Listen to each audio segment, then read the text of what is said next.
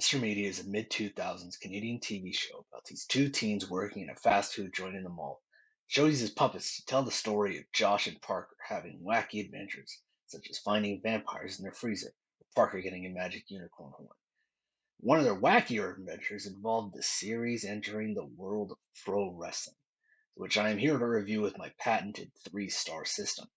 Match will be judged on accuracy of the in-ring product, match psychology, and match quality. Without further ado, let's dive into the 2006 episode Josh Off. Josh is cool and the girls like him. Parker is a nerd and the girls are less favorable towards him, but he likes himself and that's all that should matter, right? Wrong. He's not over with the audience. Josh lets him know that his gimmick sucks and he needs to be cool. Already, this is gaining the star of accuracy in its back pocket, but I'll hold off my judgment until the end of the video proper. When Josh tells him to be cool, Parker takes the comment to heart and decides to act like the coolest person he knows, Josh. The next day, he shows up dressed up as Josh. This piece of gimmick infringement causes a rift between the two, and the head of security, Doug, steps in when the two start fighting backstage. His last name is never revealed, but I like to think that his last name is Dillinger. Doug Dillinger is unable to tell the two apart and declares that the only way to decide who the real Josh is by having a series of contests, much like the Matt Hardy versus MVP storyline, except they're both Matt Hardy in this case. The first competition involves getting girl's phone number, and Matt Hardy gets 5. In a bit of ingenuity, Josh picks up the whole phone book and declares that he has all of the girls' numbers in it. And so he wins. This is a bit of babyface ingenuity, if you ask me, as Josh was the one who antagonized Josh in the first place, so it's good to see Josh get one over on Josh. Second competition sees the boys trying to get rid of hungry customers. Josh decides that he's going to give the food away, no doubt hurting Mr. Meaty's bottom line and causing them to lose money and not get a second season. This works though, as the customers leave happy and Josh is looking pretty proud of himself. Josh meanwhile farts on the customers. This counts as a loss, as the customers are not gone or satisfied. They are just on the floor. The score tied 1-1. There's only one way out of the city of Scarborough. No, wait, that's not the town name. Sconchborough. Oh, that's right. How could I forget? This show is Canadian. Parker, what did I say about dressing like a clown? Anyway, there's only one way out of Scarborough. A wrestling match. A lucha de apuestas match. Gimmick versus gimmick. 2 Joshes enter. 1 Josh leaves. Doug puts on his best Howard Finkel and Earl Hebner impression and acts as the referee and ring announcer.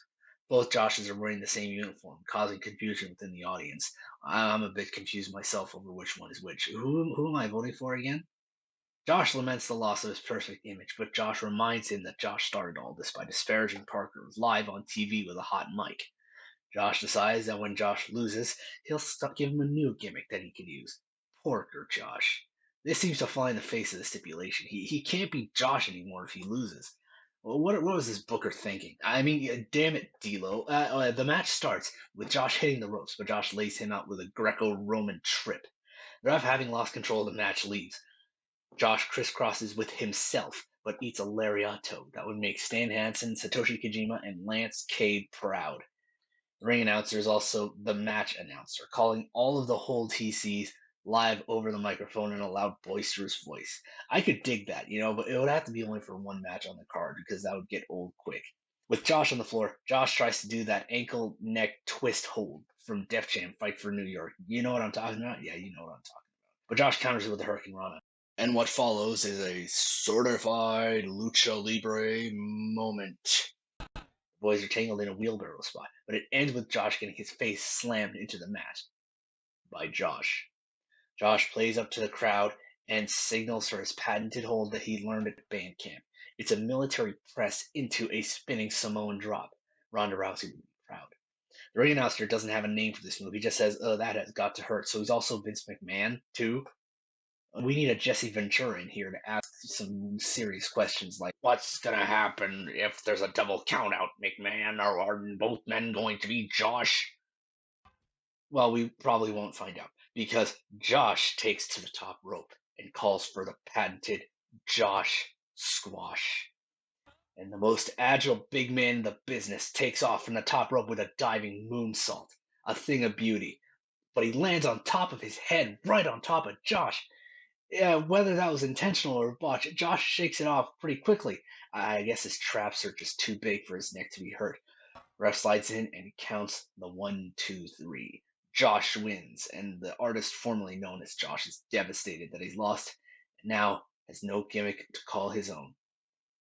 Well, I guess there's the old Parker gimmick if he wants it, and I guess nobody's using it. So he uses it. He returns to the territory the next day, all dressed up like a wizard, like Parker was.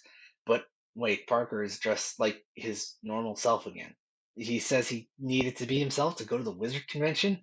What does the ticket only say Parker on it? Why did he take Josh's gimmick? He was just going to go back to being himself.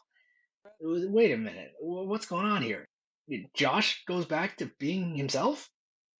And now Parker decides that he would rather be the security guard because that's cool, right? I mean, maybe in like the early 90s when the Big Boss Man was running around, but this show's set in 2006. There hasn't been a Big Boss Man in ages. And I guess that gimmick works a lot better for a guy like Parker. Parker leans more on the over the top and silly side, while Josh is more laid back and personal. I guess all's well that ends well. Josh is himself again, and the Big Boss Man and Bill Buchanan run wild again. And now for the match rating. In terms of accuracy, the holds performed were mostly realistic, and the match ended with a referee 3 count.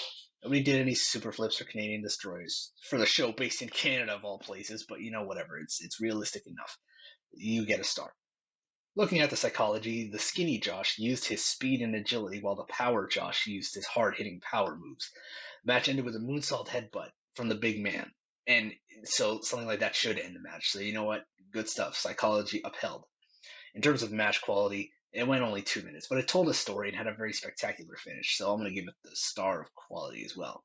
Mr. Meaty's Josh Off's wrestling match gets 3 stars from me. I'm just glad the character's not named Jack.